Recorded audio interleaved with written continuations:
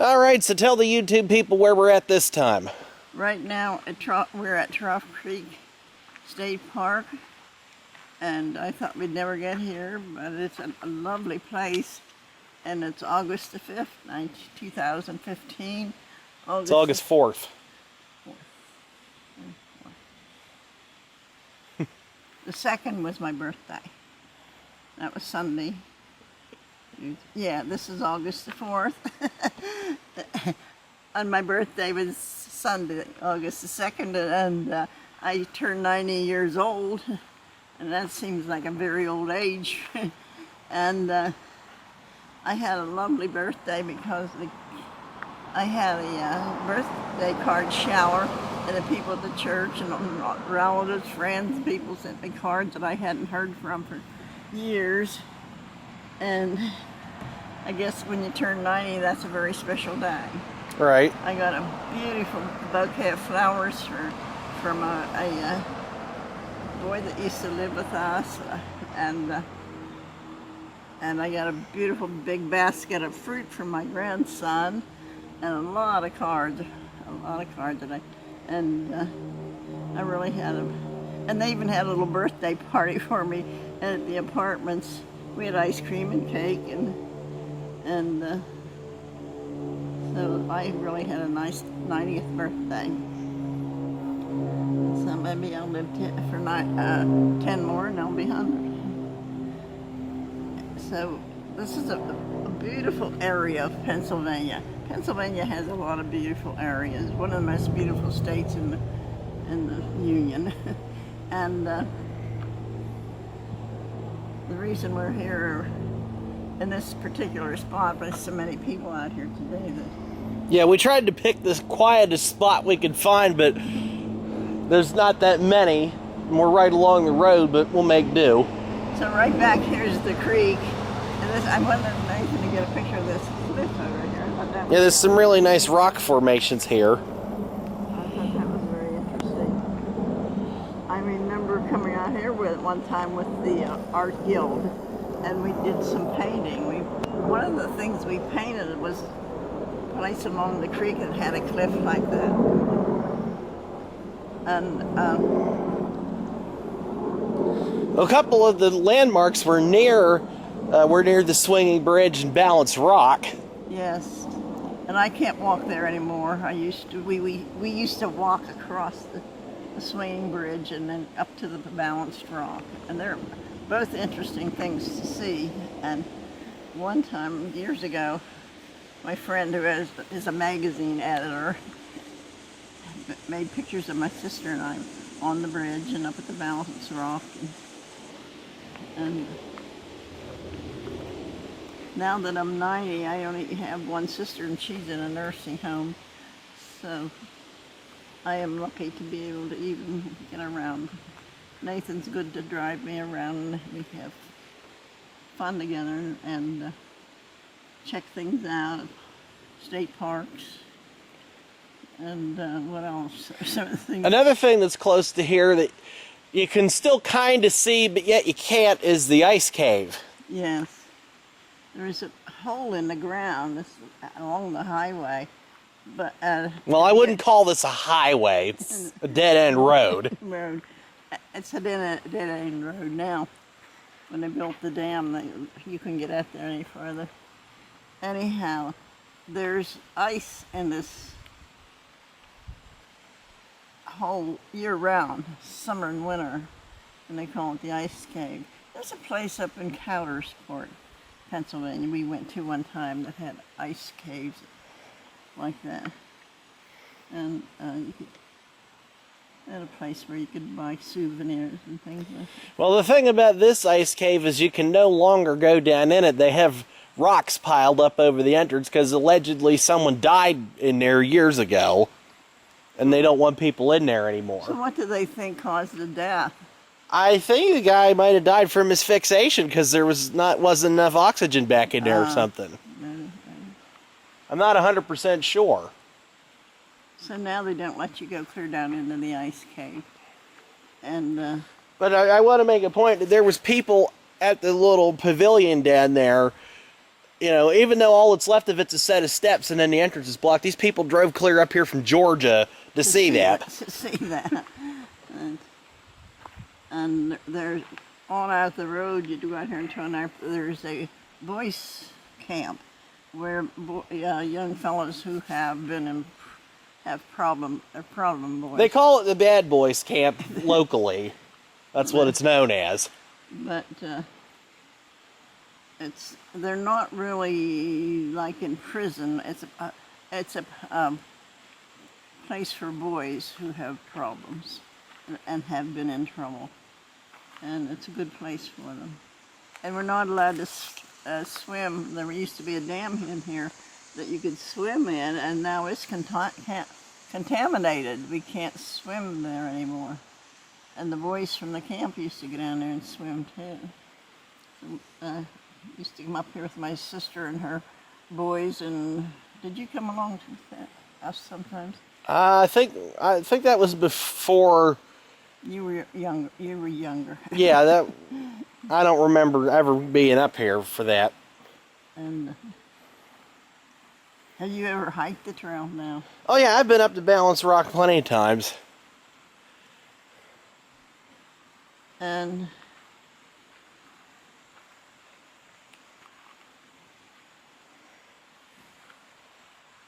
one of the things that's nice about turning 90 years old, people write the nicest things about you on the cards. My grandson sent me a card of how he appreciated the things that he did with my husband and I, his grandparents when we were kids, and when they were kids, and they'd come and stay with us. And Nathan, practically lived with me from the time he was a baby. Then I moved into the apartments, and his parents moved into my house. And these are some of the things that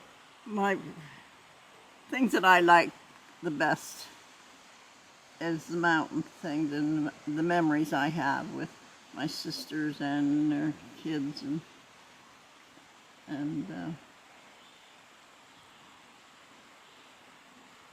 the things that we enjoyed doing. And that was one of them. Hiking. There's a hiking trail nearby here someplace. And that's been so long since I was here, I couldn't. And I can't hike anymore anyhow. So. But I like just to sit here and hear the creek and see the cliffs and the trees. Since we're really near the lake, you know, we talked about it a little bit before in past videos, but I'm sure you remember, because I know I certainly don't, but all the different towns that used to be around before there was a 30-mile long lake. The lake has old towns buried in it. And now we're talking about Racetown Lake.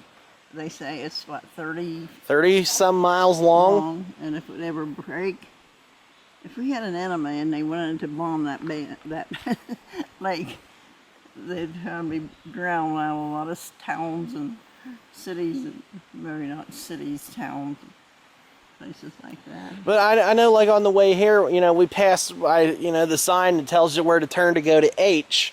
And nowadays all that is a boat launch. But back then, you know, like before the 70s, that was an actual town. And if you've never been told to go to H, now you know where it is. It's right back here. You might be underwater, but now you know where it is. But, you know, and then like Racetown itself was an actual town at one point. Yes. Yeah. And now a lot of that's underwater. And I know I've seen pictures of people, they taking like submarines and stuff down there, and you still see like old bridges and some buildings and stuff like that, and telephone poles jutting up into the water. And there was even an old cemetery that is underwater now. There's a story about, there was a lady that the Indians attacked, and she had been in the barn milking the cow. She held on to the cow's tail, and it drug her out. What was that? I can't remember the whole story. But that place is underwater now. And then there's Corbin's Launch, Corbin's Island. Yeah, that's not that far from here either. Since I used to be a Corbin, maybe they're related to me someplace. Possibly. Way back. And I mean, there's a lot of boat access points to get into the lake. On the way here, we pass H, we passed Tapman Run. There's Snyder's Run further down the road. There's Corbin's Island. There's what they call the Point. Mm-hmm. It's really probably the biggest thing around here for people to do. And there's a place we can picnic and go swimming and. Yeah, there's 7 points. Or take your boat out or anything, things like that. Oh yeah. But the water, the dam is also good for something. It supplies water. Yeah, it's also a hydroelectric dam too. Yes. I forget what they said. All the area that covers. Built by the Army Corps of Engineers. Yes. Nathan has a better memory because I'm 90 years old. My memory is not as good as it used to be. And we mentioned this in the one video we did last summer about how the out by the dam, the little overlook they put in there was dedicated by Gerald Ford in '74 when he was still vice president. Yeah. There's one place that not here, but if you get down Route 45, that Jimmy Carter used to go fishing. Yeah, they're near Spruce Creek. Yeah, and what's that guy's name? That has a dairy farm. I forget, but I know what you mean. I do too. He comes up here just about every summer and goes trout fishing.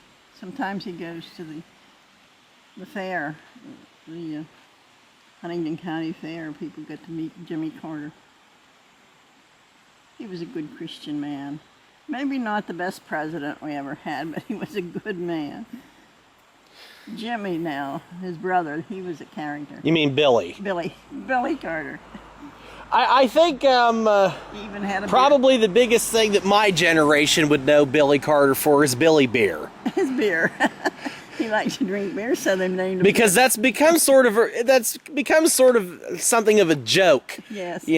Everybody, even if someone like me who wasn't old enough to remember when they made Billy Beer, what Billy Beer is. Yeah. They made a beer in his name. He named it after Billy. And from what I understand, I've seen different people online try it and stuff. It was apparently terrible. Well, I wouldn't know because I never drank any. I've tasted it already, but I don't like it.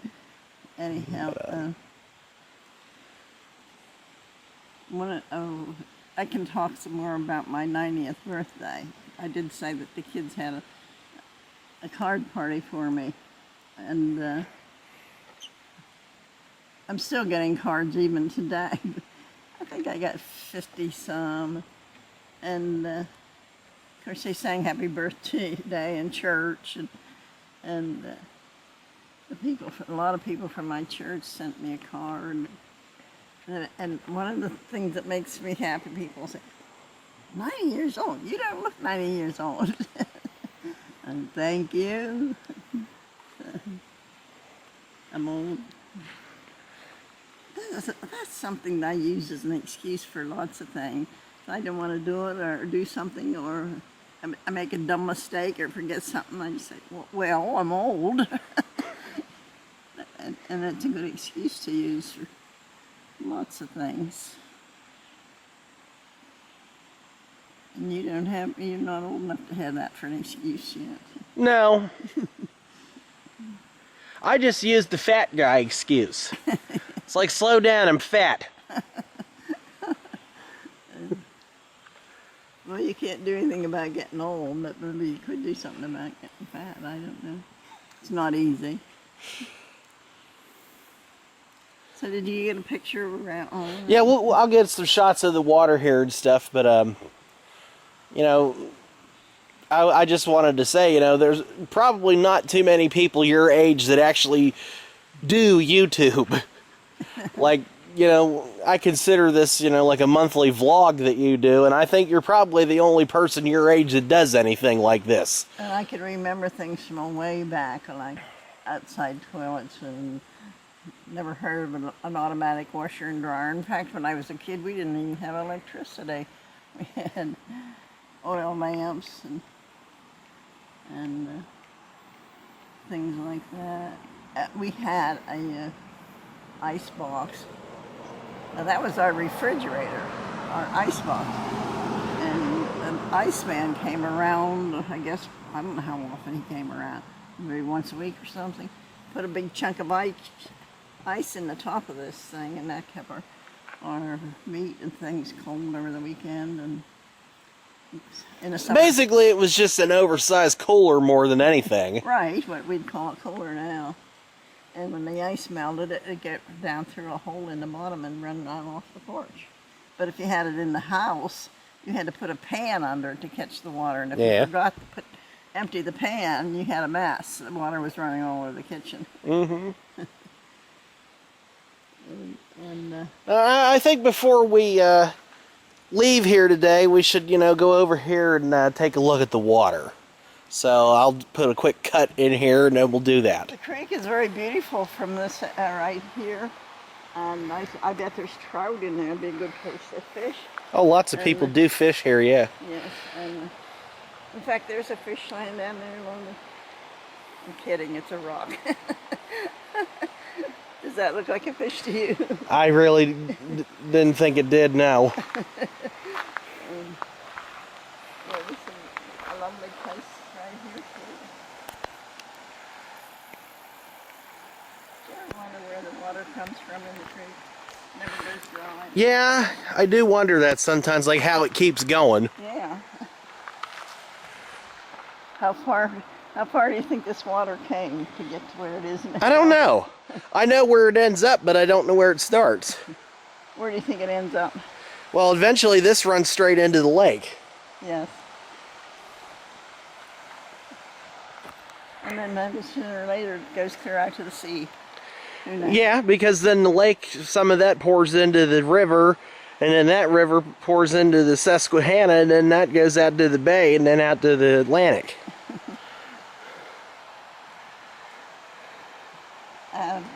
The big part of the earth is water. Yeah, 70% of it.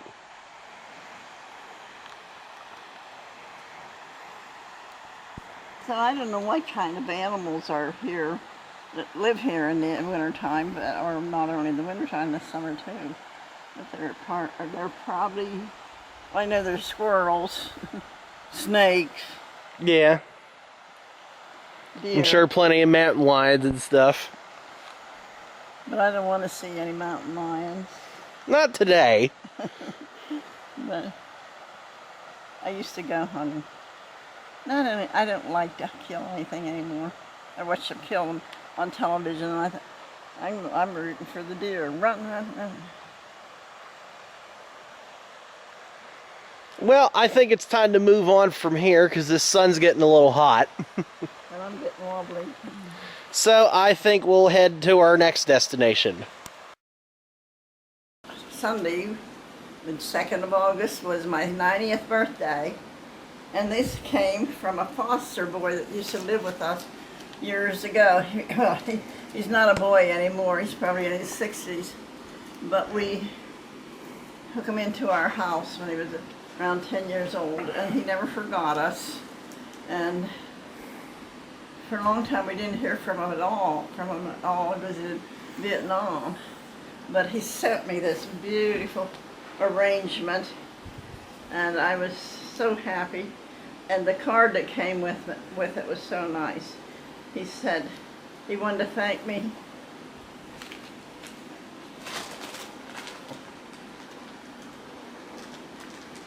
I have to read this. And this one's from my grandson. Dear Myra, happy 90th birthday. Thank you for the time you gave me in my childhood. It meant a lot to me. May God bless and have many, and may you have many more happy birthdays. And he always told me that our place was one of the best place that he had ever lived. When he was a child, child welfare took him from his mother, and my sister had him for a while. Well, then she decided it was too much for her, and we decided, Joe and I, that we would take him in for a while. Being a problem child, it was almost too much for me, especially I had 2 little girls. So we had to give him up also. And I remember the day the man from the welfare office came and got him, and I cried because I really felt I had failed him. But he still remembers me. He remembers me as one of the best places he ever lived. And my grandson, one of my grandsons, I have 3 grandsons and 2 little great-grandsons. But Corey says, it was good to see you when we were up in Pennsylvania. I consider myself lucky to have you as a grandmother, and I will always remember and treasure the time I spent with you as and Pop, he called his grandfather Pop, as a child.